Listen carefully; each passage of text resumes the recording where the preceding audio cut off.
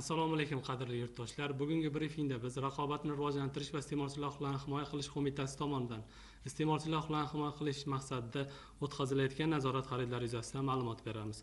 Raqobat qo'mitasi tomonidan tovar, ishlar, xizmatlar xavfsizligi, ularning sifatini nazorat qilish maqsadida tasdiqlangan reja grafik asosida chakana savdo tovarlarida nazorat xaridi va ularning ekspertizadan o'tkazish ishlari muntazam ravishda yo'lga qo'yilgan.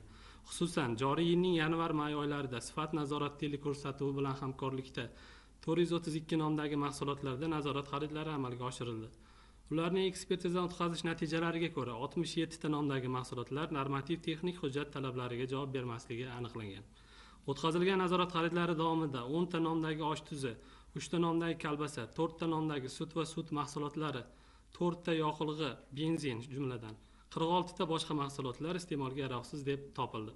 Shuningdek, ishlab chiqaruvchi korxonalaridan Sirdaryo viloyatida faoliyat yurituvchi Solar Meat Products mas'uliyati cheklangan jamiyatining Andalus Takturskiya kolbasa mahsulotlari, Navoiy viloyatidagi Karmana Crystal Salt mas'uliyati cheklangan jamiyatining Fayzli osh tuzi, Qoraqalpog'iston Respublikasidagi yakka tartibdagi tadbirkor Taniberganova Javar Abiljanovnaning Taptanti konditerlik mahsulotlari, Surxondaryo viloyatidagi Rossiyada ishlab chiqarilgan Bigmotic Bond pechenyesi va Namangan viloyatidagi Sadaf shirin mahsulotlari xususiy korxonasining Sherbuloq qatiq sut mahsulotlari yaroqlilik muddati o'tganligi aniqlangan. Mazkur kamchiliklar yuzasidan qo'mita va uning hududiy boshqarmalari tomonidan ishlab chiqaruvchilarga nisbatan belgilangan tartibda qonuniy choralar ko'rish hamda mahsulotlarni savdo vositalaridan qaytarib olish bo'yicha tegishli vakolatli organlarga ma'lumotlar kiritildi. Xususan, qo'mita markaziy apparat tomonidan elektronika mahsulotlari sifati va xavfsizligini texnik jihatdan tartibga solish sohasida normativ hujjatlar talablariga muvofiqligi nazorat qilib borilmoqda. Jumladan, savdo do'konlaridagi 10 ta turdagi maishiy texnika buyumlari xarid qilinib, USTS O'zbekiston ilmiy sinov laboratoriyasiga jo'natildi. Mazkur mahsulotlar texnik jihatdan tartibga solish sohasida hujjatlarga muvofiqligi yuzasidan xulosa berilgan. Shuningdek, qo'mita mutasaddi tashkilotlar bilan hamkorlikda savdo shoxobchalarida sotilayotgan inson salomatligiga to'g'ridan-to'g'ri xavf tug'diruvchi, yaroqlilik muddati o'tgan yoki ko'rsatilmagan mahsulotlarni aniqlash maqsadida tegishli o'rganishlar olib bordi.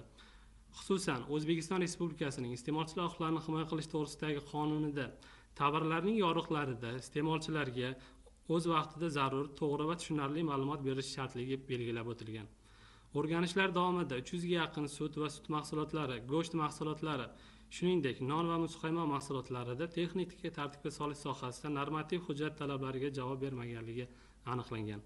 Misol uchun, Samarqand viloyatida faoliyat olib boruvchi Pure Milky Works xususiy korxonasi tomonidan ishlab chiqarilgan qaymoq, smetana, kefir, yogurt, tvorog kabi sut mahsulotlari texnik tartibga solish sohasida normativ hujjatda belgilanishi va mahsulot partiyasi soni yozilmaganligi aniqlangan.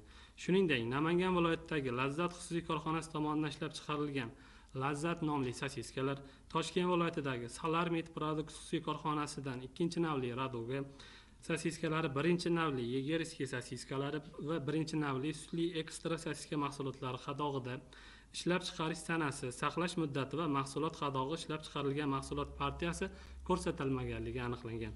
Qo'mita tomonidan yuqorida qayd etilgan 300 ta nomdagi mahsulotlardagi kamchiliklarni bartaraf etish yuzasidan ishlab chiqaruvchi va shuningdek vakolatli davlat organlariga 177 ta tegishli tartibda so'rovlar yuborildi. Bundan tashqari, bugungi kunda 50 ga yaqin korxonalar tomonidan kamchiliklar bartaraf etilishi ta'minlangan. 131 ta korxonada kamchiliklarni bartaraf etish choralari esa amalga oshirilmoqda. Raqobat qo'mitasi tomonidan mazkur yo'nalishda tizimli ishlar muntazam ravishda amalga oshirib kelinmoqda. E'tiboringiz uchun rahmat.